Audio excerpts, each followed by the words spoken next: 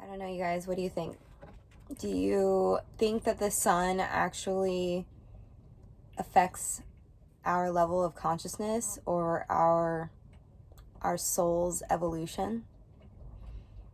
I've been like asking myself all these crazy questions because I went on this like road trip where it was basically like research. I was trying to figure out where my brain was stabilized the most. Like, because we all know our brains basically secrete different hormones when we're exposed to sunlight or when we're in darkness. So the serotonin and the melatonin for me is very significant because not only am I in a good mood, but I'm able to, go into deep levels of REM sleep where I can visit visit my family in the stars. So yeah, we have to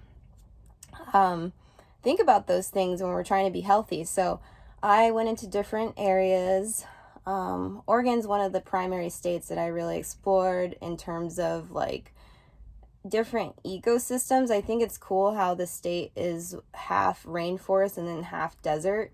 So I tried both. I went into both areas, and I actually built with a friend a earth ship for one of his communities out in the Klamath area, and that was where the desert, the sunny, 300 days of sun is. And a lot of people don't know that about Oregon, but there is sun there. And I realized that, like, I felt like I was in a lot healthier state in the sunlight. So that's when I realized that I wanted to do more research in California and my home state of Arizona, finding how and why there is this, I don't know, people call it like a flowering of consciousness in the southwestern states of the US.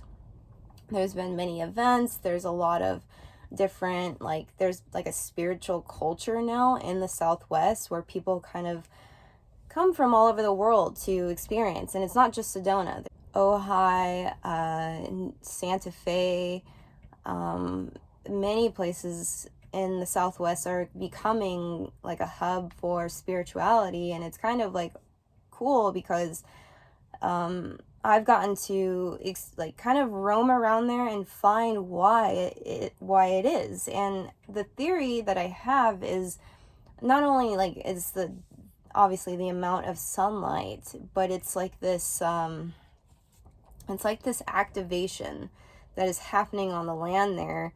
And it might have to do with a multitude of factors, but I've realized that the sun belt running through, we've got California, Arizona, New Mexico, and then into Texas there. That sun belt I really feel like it does something to human beings as a whole, much like, like a little science experiment. So I've been thinking, well, how does this affect people that are living in areas that are more cloudy and receive a lot of rainfall throughout the year? And so I went on this other research project where I tried to stay in like the rainforest through the rainy season. This was like a few years back in Oregon. And I would say it's one of the most difficult years I went through because I went through a period where I could not get into that serotonin flow. Serotonin uplifts your mood and it gets you moving. It's energy, and it's almost like this plant not getting the photosynthesis. If I were to not open the trailer windows, it wouldn't get its food. So I think that spiritually, this could be something that affects us. The sunlight is something that we really need to seek out. And it doesn't mean you need to go to warm areas, because there's cool areas that get a lot of sunlight too. Like there is Flagstaff, Arizona, that's one of the coldest places, and it gets a lot of sunlight as well. But you have to find the area that really allows like your consciousness to flower. That's the really big lesson that I've been kind of understanding.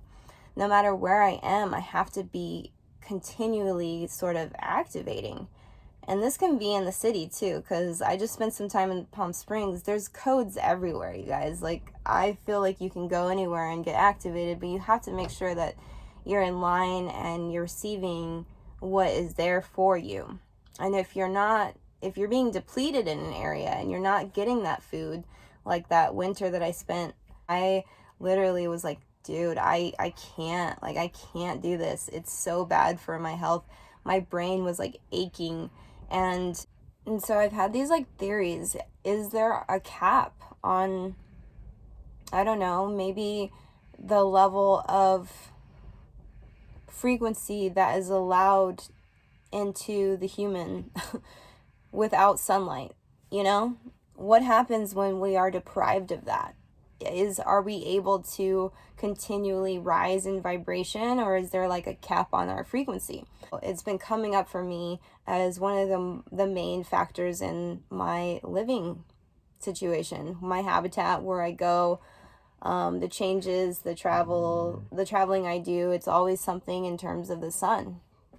And maybe that's just because, yeah, I have melanin, but I don't think so. I think this goes beyond that. I think it goes into like just a broad spiritual level where we need that, like, we need that spirit food from the sun, that light. Somebody said the sun is synthetic.